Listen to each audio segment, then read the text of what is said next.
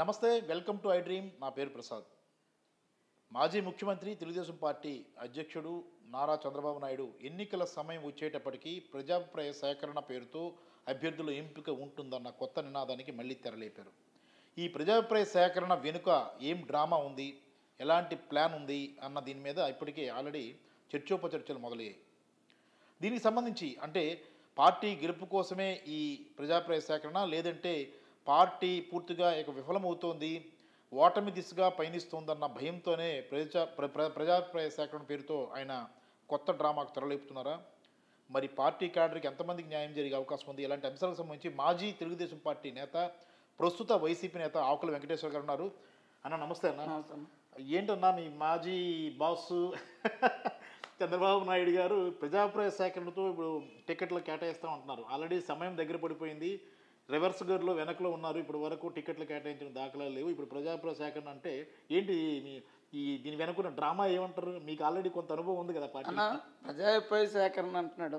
ఇదే తెలంగాణలో ప్రజాభిప్రాయ సేకరణ ఎందుకు సేకరించలేదు? 80 మంది పోటీ చేయడానికి సిద్ధంగా ఉన్న తెలుగుదేశం లీడర్లు తెలంగాణలో, మరి ప్రజల్లో ఉన్న వ్యక్తులకి నువ్వేం న్యాయం చేసావు? నువ్వెందుకు అక్కడ పోటీ చేయలేదు? ఏమి నువ్వు అక్కడ పవన్ కళ్యాణ్ కంటే తీసిపోయావు కదా. పవన్ కళ్యాణ్ డిపాజిట్లు కోల్పోయాడు. నీకు 80 మంది నాయకులు తెలంగాణలో మేము పోటీ చేస్తాం, మేము డబ్బులు పెట్టుకుంటాం అని చెప్పేసి పాపం జ్ఞానేశ్వరరావు రెడీ చేసుకున్నాడు.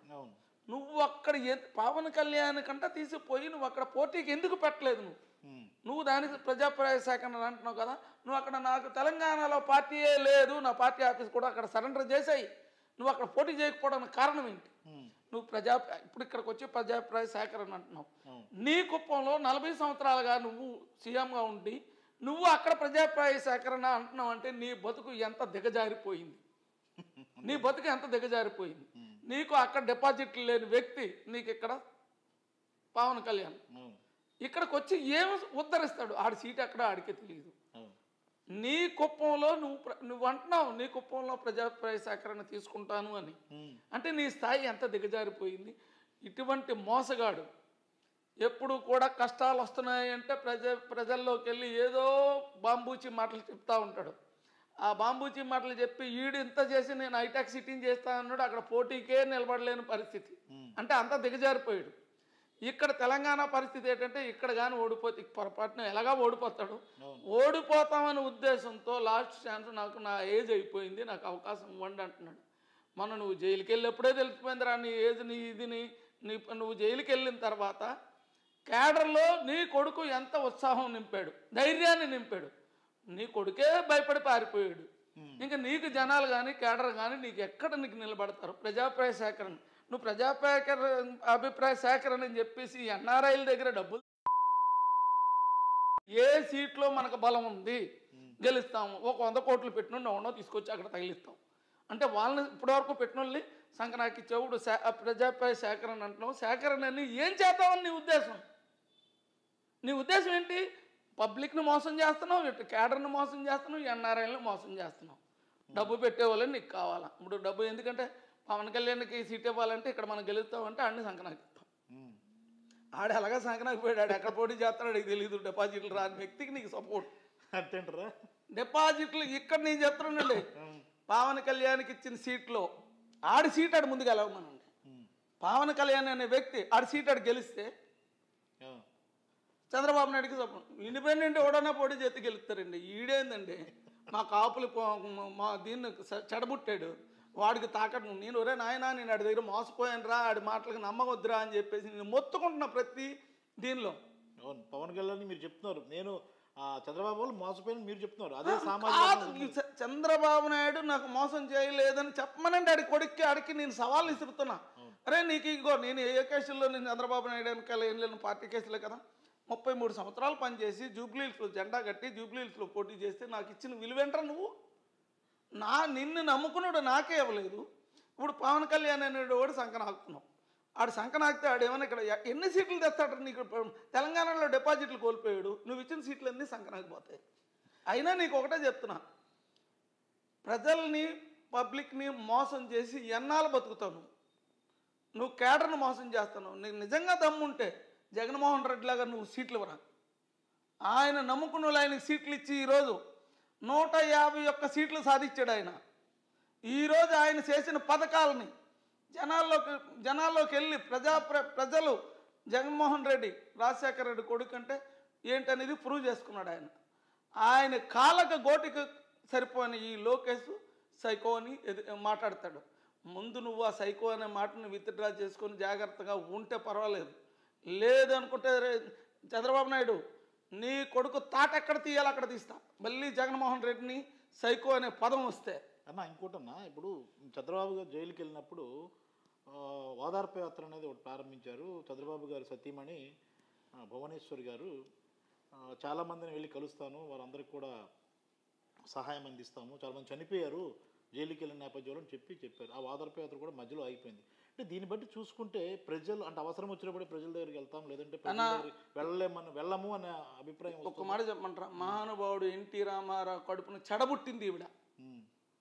ఎన్టీ రామారావు కడుపుని చెడబుట్టింది కాబట్టే చెప్తున్నా ఈరోజు.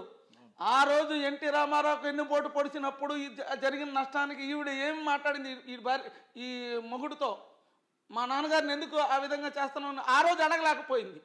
ఈ రోజు ఈ భర్త జైలుకి వెళ్ళేటప్పటికి పాదయాత్రను మొదలుపెట్టింది, బస్సు యాత్రని. ఎంతమంది చనిపోతే నువ్వెంతమందికి నువ్వు ఏ విధమైన న్యాయం చేసావు? నీకు రాజకీయ విలువలు ఉంటే మీ నాన్న పరువును నువ్వే తీసావు. స్వయంగా నువ్వు ఎన్టీ రామారావు కడుపును పుట్టడమే నువ్వు చేసుకున్న దౌర్భాగ్యం. మీ నాన్నకి ఎంత అన్యాయం జరిగితే ఆ రోజు నువ్వు నిలదీయలేని దానివి. ఈరోజు నీ భర్త జైలుకి వెళ్ళిన తర్వాత బస్సు యాత్రను ప్రారంభించావు. 300 మంది అంతా చనిపోయారు అన్నావు. ఎంతమందికి నువ్వు న్యాయం చేసావు? స్వయంగా కలలేదు ఇంకా చాలా. నువ్వెంతమందికి న్యాయం చేసావు? మరి ఇప్పుడు నీ భర్త బయటకు వచ్చిన తర్వాత నువ్వెందుకు ఇంట్లో కూర్చున్నావు? అప్పుడు హామీ ఇచ్చిన వాళ్ళందరికీ వెళ్ళి నువ్వు చెక్లో నువ్వు సాయం చేస్తున్నావు, నువ్వు సాయం చేయలేకపోతున్నావు? ఎన్టీ అంటే నీకు ఒకటో చెప్తున్నా అమ్మ భువనేశ్వరి మేడం, నువ్వు పొరపాటును మళ్ళీ ప్రజల్లోకి వెళ్తే ప్రజలే నిన్ను తిరస్కరిస్తారు. ఎందుకంటే ఎన్టీ రామారావు కూతురిగా నీకున్న గౌరవం మర్యాదలు పోతాయి, ఆల్రెడీ పోయినాయి. ఆ గౌరవ మర్యాదలు నిలబెట్టుకోవాలంటే నువ్వు ఇచ్చిన ప్రామిస్ నిలబెట్టుకో. నువ్వు నిలబెట్టుకోకుండా క్యాడర్ను మోసం చేసి చనిపోయిన వాళ్ళకి నేనేదో సాయం చేసేస్తాను తిరిగేస్తాను అని చెప్పేసి అంటే నీ భర్త ఎంత దుర్మార్గుడో నేను దగ్గరుండి స్వయంగా నేను ఒక బాధితుడిని. నాకు మీరేం సాయం చేయగలరు? చేయలేరు. అయిపోయింది. నాకు వచ్చిన ల్యాండ్ అనే అవతలోడు డబ్బులు ఇస్తే 100 కోట్లు చేశారు, నన్ను నాశనం చేశారు. నీకు నేను ఒకటే చెప్తున్నామా, నువ్వు మళ్ళీ మీ భర్తకు ఏదైనా జరిగితే నేను నా భర్త గురించి బస్సు యాత్ర చేస్తాను, పాదయాత్ర చేస్తానని చెప్పి మీ తండ్రి పరువు తీసేకు. నీ తండ్రి పరువు నిలబెట్టాలనుకునేటట్టయితే నువ్వు ఏదైతే మాట ఇచ్చావో వాళ్ళకి న్యాయం చేయి. అంటే నాకు ఫైనల్గా చెప్పండి, మొత్తం మీద నిన్న మన వైఎస్ జగన్ గారు పలాసలో ఒక బృహత్తరమైన పథకాన్ని ప్రారంభించారు, ఉద్దానం నీటి పథకం కోసం ప్రారంభించారు. అప్పుడు కూడా విమర్శించారు. నాన్ లోకల్ పొలిటీషియన్ ఉన్నారు పవన్ కళ్యాణ్కి. నాన్ లోకల్ పొలిటీషియన్గా మనం అనుకోవాలా? చంద్రబాబు కూడా ఆయన సుమారుగా వాళ్ళ ఫ్యామిలీ అంతా హైదరాబాద్లోనే ఉంటారు కదా. అసలు పవన్ కళ్యాణ్ అనేటోడు గురించి ఎంత తక్కువ మాట్లాడితే అంత మంచిది. ఈరోజు పవన్ కళ్యాణ్కి ఏ కాన్స్టిట్యున్సీలో ఎంత కేడర్ ఉందో ఆడికే తెలియదు. కమిటీలు లేవు.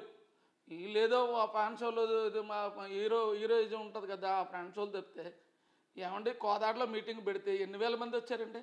వచ్చిన ఓట్లేనండి 2015 150. ఏమన్నా బరిలెక్క కంటా తీసిపోయాడండి వీడు. ఇంకా ఆడిని పవన్ కళ్యాణ్ గురించి ఒకటి, అసలు పవన్ కళ్యాణ్ ఎక్కడి నుంచి పోటీ చేస్తారో చెప్పమనండి. ఇక్కడ పోటీ చేసిన మందికి ఎంతమందికి డిపాజిట్లు వస్తాయో చెప్పమనండి. గెలుపు పక్కన పెట్టండి, ఎంతమందికి డిపాజిట్లు వస్తాయో చెప్పమనండి. నిరూపించుకున్నారు కదా తెలంగాణలో. ఇంక ఇక్కడ పవన్ కళ్యాణ్ గురించి ఎక్కువగా మాట్లాడుకోవడం ఏంటండి? ఇప్పుడు చంద్రబాబు నాయుడు గత్యంతరం లేక పవన్ కళ్యాణ్, అదే పవన్ కళ్యాణ్ బండబూతులు తిట్టాడు లోకేష్ని చంద్రబాబుని. మామూలు తిట్లు కాదు అది. ఊగిపోయేవాడు. అవును, కరెక్టే. ఊగిపోయేవాడు. మరి పవన్ కళ్యాణ్ సంకనాకుతున్నారేంటి అంటే అంతకన్నా ఇప్పుడు పవన్ కళ్యాణ్ సంకనాకడానికి కారణం ఏంటంటే ఆడేదో ఓట్లు పడిపోతాయి, ఆడికే డిపాజిట్లు రావు, మీకేం ఉపయోగపడతాడు రా. పవన్ కళ్యాణ్ గురించి ఎంత తక్కువ మాట్లాడుకుంటుంది మంచిదండి. రైట్. మొత్తం మీద అయితే ప్రజాప్రయ సేకరణ అనేది కంప్లీట్గా ఒక మోసానికి 100%, 1000% మోసానికి తెరదించిందే. ఇప్పుడు తెలంగాణలో పార్టీ మూసేసుకున్నాడు. ఇప్పుడు ఆంధ్రాలో ఇదిగా నడితే మనోడితో లోకేష్ గారి పాలనుకోవాలా, మనోడితో ఇడేమో ఆడుకోవాలా. అంతేనా? 100% నేను చెప్తాను కదా, తెలంగాణ క్యాడర్ కంటే ఇక్కడ ఏమైనా క్యాడర్ ఉందండి? వీడు ఎంతమందిని మోసం చేస్తారండి? వీడు వెనకాల తిరిగినుండే కదా. నేను దయచేసి ప్రజలకు నేను ఒకటే కోరుకుంటున్నా, ఇటువంటి మోసగాడిని మళ్ళీ ఆడ మోసగాడి మాటల్లో ట్రాప్లోకి వెళ్ళిపోయి మీరేదో ఆడికి ఓట్లు వేస్తామని ఆశించకండి. నెక్స్ట్ తెలుగుదేశం క్యాడర్కి నేను ఒకటే విన్నవించుకుంటున్నా, వీడు వెనకాల తిరిగి మీ జీవితాలు నాశనం చేసుకోకండి. ఇంకా బయటకు రండి, బయటకు వచ్చి జగన్మోహన్ రెడ్డికి సపోర్ట్ చేస్తారు, మీ ఇష్టం ఎవరికైనా. కానీ ఒకటి, పథకాలు అనేది ప్రజలకి అందుబాటులోకి తీసుకొచ్చింది జగన్మోహన్ రెడ్డి. 100కి 99%, నేను ఇంతకుముందు 98 అన్నాను, 99% అమలు చేసి తీరాడు. కాబట్టి అన్ని కులాలని సమానంగా కలుపుకెళ్ళి అందరికీ న్యాయం చేసిన వ్యక్తిగా చెప్తున్నా, చంద్రబాబు నాయుడికి దమ్ముంటే నేను ఈ పథకం నేను సక్సెస్ చేశానని చెప్పమనండి. ఆయనకంటే ఒక పథకం లేదు, ఆయనకంటే ఒక పథకం లేదు. ఈయన ఆ పథకాలకి పబ్లిక్కి ఆకర్షిస్తున్నాయి.